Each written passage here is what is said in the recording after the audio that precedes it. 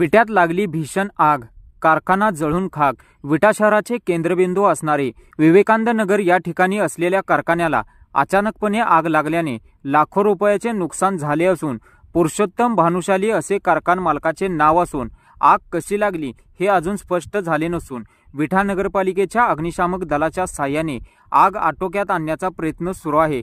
घटनास्थळावरती हजारोच्या संख्येने बघ्यांची गर्दी झाली असून यामध्ये कोणालाही जीवितहानी झाली नसून आग आटोक्यात आणण्याचे काम विटा नगरपालिकेच्या अग्निशामक दलाच्या व विटा पोलीस ठाण्याच्या साहाय्याने आग आटोक्यात आणण्याचे काम सुरू आहे।